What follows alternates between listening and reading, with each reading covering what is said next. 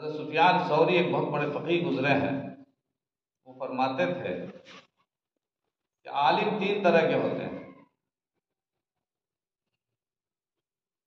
एक आलिम बिअम्रिल्लाह और आलिम बिल्लाह, दो चीज़ अलग अलग। आलिम बिल्लाह और आलिम बिअम्रिल्लाह। आलिम बिल्लाह के माना अल्लाह को जानना,